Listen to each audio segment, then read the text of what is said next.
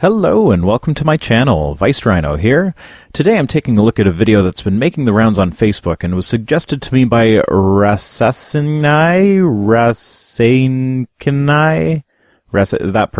person suggested it. Well anyways, this video supposedly gives good evidence for the resurrection of Jesus, so let's see about that.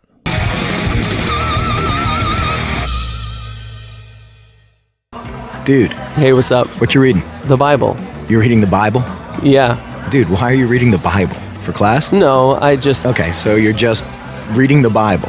You're just sitting here in a coffee shop in the 21st century using state-of-the-art technology to read ancient myths for no reason whatsoever. Well... Tell me something. He's being a jerk about it, but that's not a completely bad point. That being said, I did read the Iliad in ebook form on my phone a while ago, so it's not like it's a completely valid point either. Are you one of those super religious people who thinks Jesus actually rose from the dead?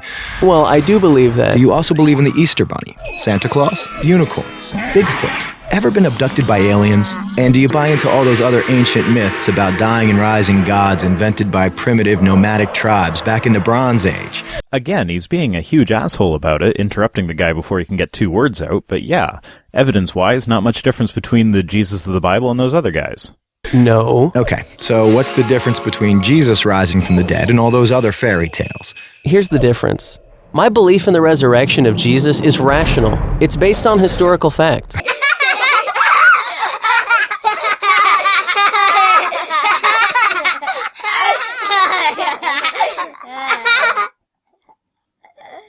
Facts? What facts? Well, first, Jesus died by crucifixion. Whoa, hold on. We don't even know if Jesus existed. Fair point. We don't actually know if he existed. I've made this clear in previous videos. I do think that the biblical account was probably based on an actual person, but it really doesn't matter either way. Even if he did exist, the only account of his crucifixion is from the books that made all the other miraculous claims about him, so that's not a good starting point. Why should I believe your facts? Well, because the 5 facts I'm going to give you are backed by so much historical evidence that most professional critical scholars who study the subject accept them as true. That includes skeptical atheist scholars. You said critical scholars, so out of curiosity, I looked these guys up. I had to read that tiny little disclaimer at the bottom, which was really hard, so next time please write your fine print a bit bigger. Now, you're citing an article from the Journal for the Study of the Historical Jesus, which definitely sounds completely unbiased on the subject, but let's go through the list and see how many of these scholars are actually critical. Raymond Brown was a biblical scholar and a Catholic priest. Jürgen Moltmann is a German Reformed theologian and is Professor Emeritus of Systematic Theology at the University of Tübingen. James Dunn is a British New Testament scholar who is also a minister of the Church of Scotland and a Methodist local preacher. Wolfhart Pannenberg is another German theologian who put forward the idea that history is a form of revelation centered on the resurrection of Christ. Now finally we get to Bart Ehrman, the first actual critical scholar on the list. Yes, he does agree that Jesus existed. No, he does not agree that Jesus was raised from the dead. Next comes Rudolf Pesch, who was hard to track down, but I did find a German Wikipedia article about him, and while the translated page was hard to understand at times, apparently Pesch dropped his state sex in 1962, whatever that means, it does make it clear that he was a theologian and a believing Christian. Reginald Fuller was a biblical scholar and Anglican priest. Ed Parrish Sanders has 2 PhDs in theology, but it's unclear if he himself is actually a Christian. He does put forward the view that Jesus was an apocalyptic prophet within Judaism who started out as a follower of John the Baptist. Now, the search for funk historian led me to several pages on the history of funk music, but I did find his name in the article listed. They were referring to Robert Funk, who may be the second or third critical scholar on the list so far. At least he wasn't a priest or anything. I'll just give this one to them and pretend he was critical. Allison, the only historian I could find by the name Allison, was Robert Allison, who is a history professor at Suffolk University in Boston. There was no Allison in the article they cited, and I couldn't find anything on his views of the history of Jesus, so I bet I have the wrong guy. Like, I looked at this guy's credentials. He seems to focus on, like, specifically on the history of Boston. Then Leon Dufour was a Jesuit Bible scholar who lectured in sacred scripture at the Engheim Jesuit Theological School in Belgium. Sounds pretty critical to me. John Dominic Crossan is a New Testament scholar who is a former Catholic priest, and while no longer Catholic, is still a believing Christian. Gerd Lüdman was not in the cited article, but I did find Gerd Lüdman, and the picture that I found of him matches the one that they showed in the video. Now, he's interesting, as he is a Christian New Testament scholar who argued that only 5% of what is attributed to Jesus is accurate, and does not think the historical evidence supports the idea of traditional Christianity. A quote from him is, "The person of Jesus himself becomes insufficient as a foundation of faith once most of the New Testament statements about him have been proved to be later interpretations by the community." Gary Habermas is a professor of apologetics and philosophy at Liberty University, so we know he's definitely critical of the existence and resurrection of Jesus. Oh yeah, and he's also the author of the article that you guys cited as a source for these critical scholars, so make of that what you will. John P. Meyer is a biblical scholar and a Catholic priest. And finally, we come to Nicholas Thomas Wright, who is a New Testament scholar and a retired Anglican archbishop. So after going through this list, we have a total of 5 out of 16 could actually be called critical. And that's me being generous and assuming that the unknown scholar with the last name Allison was critical. Judging by the rest of the list, it seems more likely that Allison was a priest or an archbishop or a bishop or something along those lines. What is your definition of critical exactly? I would have thought that someone who you might refer to as critical would be someone who does not believe in the religion put forward by the documents being studied. Bart Ehrman definitely fits this definition, but can you really expect a bunch of priests and bishops to be critical of the existence of the guy that they pledged their lives to? Okay, so Jesus was a guy who actually existed and then got himself killed. So what? That's the first fact. Second, his disciples were convinced that he rose from the dead and appeared to them. Do you have any non-biblical sources for that? The Gospels were all written anonymously decades after the events they record took place, so if your only source for the disciples' belief in the resurrection is the Bible, that's not exactly reliable. Even if it was true, it doesn't really mean anything. There are people all across the globe who believe they have received personal revelation from various deities, ranging from Jesus to Allah to Krishna and more. Saying that a group of people believe something, therefore it must be true, is fallacious at best. Third, Paul, a sworn enemy of the early Christians, suddenly became a Christian. According to Paul, the only record we have of Paul's hatred of Christians is what Paul himself wrote. I'm not saying he was lying, but to say that Paul's conversion to Christianity can be used as evidence that the resurrection was a real event is dubious at best. Even if he did persecute Christians as much as he said he did, that's not exactly the only time in history when somebody had a change of heart. Some guy changed his mind once is not enough evidence to say that another guy rose from the dead decades before the second guy changed his mind. Fourth, Jesus' skeptical brother James also became a Christian. Oh, okay, great. We have a second, some guy changed their mind about something once, therefore resurrection. You know, Joseph Smith's brother and father converted to Mormonism, so does that mean that the claims put forth in the Book of Mormon are true? They even signed off saying that they saw the golden plates that Joseph Smith was translating from. That's a hell of a lot better than the books written decades after the fact. And they also believe in the resurrection of Christ, so I guess we should all convert to Mormonism now. I've always wanted magical underwear. And fifth, the tomb where they put Jesus' body was empty. Ooh, there was an empty cave in the Middle East once. How convincing. Any non-biblical sources for that one? No? So, at least 30 years after Jesus was crucified, assuming that there was an historical Jesus and that he was crucified, someone finally wrote down that the tomb was empty, and there's no chance that this was affected at all by being carried down as an oral tradition for 30 years? Nobody once made any embellishments to the story? No exaggerations? I mean, you can clearly see if you look at the order in which the Gospels were written, the newer ones have larger exaggerations, so you're asking me to believe that this didn't happen before it was written down? And those are well-established historical facts. Right, but you can't just leave it there.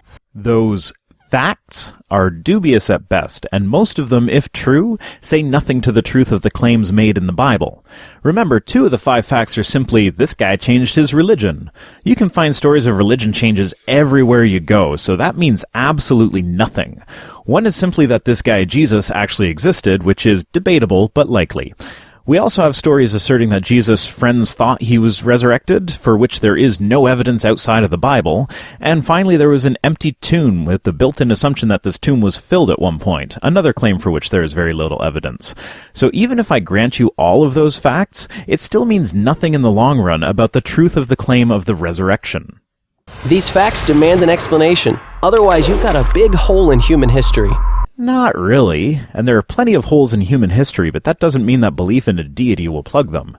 I mean, at least 5 women were killed by Jack the Ripper in 1888 in London, and he, or she, as some have suggested, was never caught. That's a hole in human history. These facts demand an explanation. Therefore, Jack the Ripper is God, and those 5 women displeased him. You can't prove me wrong. Okay, here's an explanation. They all lied. It was a conspiracy, the most monumental prank ever perpetrated. His followers stole his corpse from the tomb and then started telling everybody he was alive. I really don't think anyone has seriously suggested that this is the case. At least I've never heard it. I mean, it becomes pretty obvious that those men themselves never actually had to have lied in order for the story to grow for 30 years before someone thought to write it down. That's the conspiracy theory. The problem is it doesn't explain the facts. How do a few spineless fishermen, cringing in fear for their lives, subdue a bunch of well-armed, professional Roman guards, roll away a 2-ton stone, steal a body, then hide it from a city swarming with people trying to find it? Well, if that's the method that they chose, then they suck at this sort of thing. An easier method would be just to tell people that Jesus was risen, he's no longer in the tomb, and anybody shown in the tomb to prove otherwise was placed there by the Pharisees and the Romans to cover up the fact that he rose from the dead.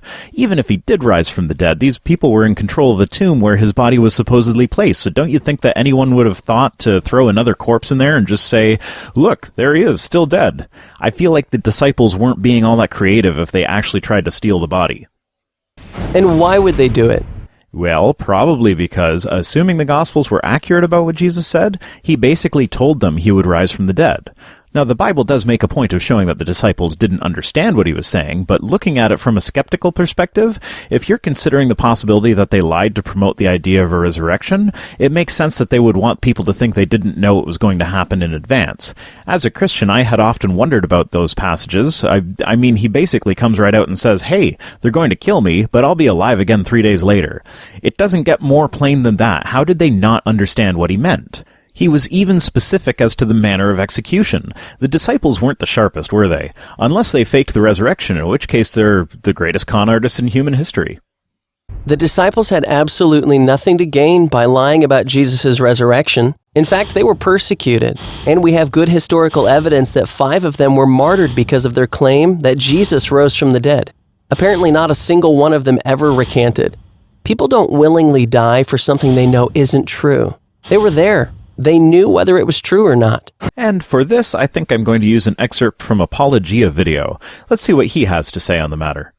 Do we have any reason to believe that the disciples actually died defending their faith in any way? Do we have any evidence that any of them could have saved themselves by recanting? Do we know that they didn't recant? The Bible only records the death of one of them and hints at the death of another one. So James, the brother of John, is killed by Herod. That's James, son of Zebedee. Here's the verse.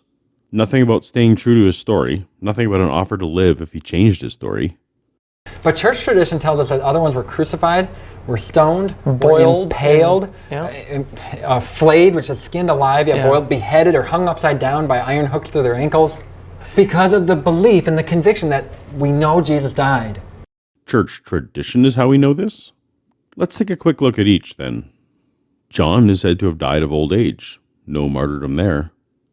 2nd century book, The Acts of Peter, from 100 years later, which presumably didn't make it into the Bible for a good reason, had Peter crucified. The church labeled 2nd century Acts of Andrew as heretical, but that's the source for Andrew's famous X-shaped cross staff. The upside-down hooks Tim talks about from the 4th century, 400 years after the fact, story from Acts of Philip. Now in that same story, Philip's 40 days of torture is ordered by Jesus himself as a punishment. No recanting necessary. There are at least 3 different conflicting stories about Bartholomew, though the official Catholic position is that his death is uncertain. If you believe the Acts of Thomas, Thomas was speared in India. But then you'd also have to accept that Thomas was the twin brother of Jesus. Parent trap, anyone? Matthias's crucifixion fate isn't revealed until the 14th century, though it was contradicted with beheading in the 17th century. Catholic.org lists Matthew as dying a natural death. Acts of Thaddeus has Jude dying of natural causes. Western tradition has Simon the Zealot martyred, while Eastern tradition has him dying naturally. Proper historian Josephus mentions a James stoned by Pharisees, but most apologists would rather assign this story to James, the brother of Jesus, to help with that Jesus historicity. The church does not accept the source documents for the martyr accounts as accurate because of their other apocryphal claims. If we accept the parts we like, why not others? All right, another theory. The disciples thought they saw Jesus alive after he died, but it was just wishful thinking. They were stressed and just kind of hallucinated. The hallucination theory also lacks explanatory power. How? I mean, I don't think it's the most plausible explanation, but it's definitely possible. Mass hysteria is a well-documented phenomenon and can result in hallucination. It's usually brought on by being in a distressed mental state, but like I said, I don't really buy into this one, but it is possible. Now, at this point, I would just like to acknowledge the fact that the first item in the notable cases section of the mass hysteria Wikipedia page is titled Cat Nuns, and it sounds amazing. A nun in France sometime in the Middle Ages apparently started to meow like a cat, and the other nuns gradually picked up on it until you had a whole convent of meowing nuns, and they kept at it until the police threatened to whip them. I don't know how credible this is, as the only reference to it was written in 1844, a couple hundred years after the fact, but I'm not diving too much into this one, as it has nothing to do with the video, but yeah, cat nuns. That's amazing. 500 witnesses saw Jesus at the same time, and the disciples touched him. Says you while showing a picture of a disciple fingering Jesus in his hole. Sorry, I couldn't help it. I'm a child in a man's body. But again, your source for this is a collection of books that were written at least 30 years after the events. Can you not see how a story like that could expand over time, especially 30 years without the internet to go fact-checking? I mean, like, the fish I caught was this big. Next time you tell it, oh, it was this big. And like, it gets bigger every time until you have 500 witnesses, and that's the one that gets written down.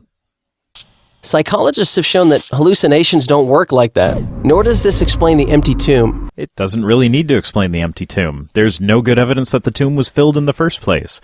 The reality is that Jesus was probably thrown in a mass grave with the other crucifixion victims, and the Joseph of Arimathea story was added later because you can't have the body of a god treated so poorly. Remember, there's 30 years of this story being passed along purely verbally before anything was written down. Okay, look, maybe there's some other explanation, but the bottom line is dead people stay dead. That's pretty accurate. You know, there has never been a well-documented case of an actual dead person being brought back to life. Now, I'm talking medically dead here, not simply heart stopped for a minute or two. Dead, actual death, and in the case of Jesus, staying dead for 3 days before coming back to life. You are asserting something that has never been demonstrated to be remotely possible, and you expect us to accept it as evidence, a bunch of hearsay written down 30 years after the fact. Sorry, but I'm not buying it. You wouldn't believe me if I told you that my son died for 3 days and then came back to life, and I can introduce you to my son. He's still alive. I can even show you an urn where his ashes were kept before they reconstituted themselves into his living body. Bottom line is, I can give you much better evidence for my son having died and being brought back to life than you can give me for the same thing happening to the Son of God. But you would never believe me, and you're expecting that I believe you. Rising from the dead would be a supernatural event, a miracle, and science has proven that miracles don't happen. Straw man, anyone? Oh, really? When did that happen? It didn't. You just said that we say it did, so you can say that we're wrong about what you said we said. I don't know. I just kind of heard it somewhere. Science has not disproven miracles. In fact, that would be impossible. Why? Science deals exclusively with natural phenomena. Science deals with cause and effect. If there were some supernatural thing having an effect on the natural world, it would be measurable. Physical matter and material processes, right? So are you saying that miracles don't affect physical matter and material processes? Isn't that kind of the same as saying miracles don't exist? Yeah. But a miracle, by definition, is not a natural phenomenon. It's supernatural. But once again, if it had an effect on natural phenomenon, it would be measurable. For instance, if you show us a corpse that has been confirmed dead, keep it under surveillance for 3 days, and then show it coming back to life, that would be a good start to demonstrating that the laws of the universe do indeed change sometimes in a way that exclusively favors a group of advanced apes on a dust mote out of the way corner of the universe. It wouldn't prove it for sure, but it's a start. So a supernatural event would lie outside the boundaries of science. It's logically impossible for science to throw out any hypothesis that lies outside its boundaries. Except it affects the natural world, which is inside its boundaries. I have never seen a well-documented example of anything miraculous that doesn't have a plausible naturalistic explanation. Start working on that, and then we can talk about miracles. why have I never heard this stuff before? Well, that's because you're a straw man. Most atheists I know have heard this stuff before, but don't find it credible. I don't know. Maybe because it's scary? Scary. Yeah. As long as Jesus rising from the dead is just a fairy tale, like Santa Claus and unicorns, it doesn't threaten my little world. I love this. They're asserting that we haven't heard it before because it's scary. The guy who has then just heard all of it doesn't understand why it's scary, and they have to explain it. Let me ask you, fellow humans, have you ever felt fear? Was it a matter of not knowing that you were scared until someone explained to you why what you were experiencing was, in fact, scary? Is that how fear works? If you go to a haunted house, do they have people at the end of every room explaining to you why you need to have screamed in that room? No? That's not how fear works? Huh. How about that? But if it's a fact, if he actually did rise from the dead, that's huge. Yeah, it would be huge. Not scary huge, just huge. But you haven't provided any evidence outside of hearsay to support the idea. It's a total game changer. And that's why it's so hard to think about it objectively. You're right. When I was a Christian, it was very hard to think about it objectively. There was a time as a Christian where thinking about it actually did scare me because I was losing my faith and didn't want to. As an atheist, I have never been scared of losing my atheism. I simply want to believe true things. If Christianity is true and can be demonstrated to be true, that is what I will believe. The fact that Christianity has failed to meet its burden of proof does not scare me in the slightest. I think that's actually you guys projecting your fear of losing your faith onto atheists. Well, that's it for this video. Big thanks to Apologia for letting me use his clip. Check his channel out if you haven't already. He is amazing. Now remember to support me on Patreon and follow me on Twitter. See you next time.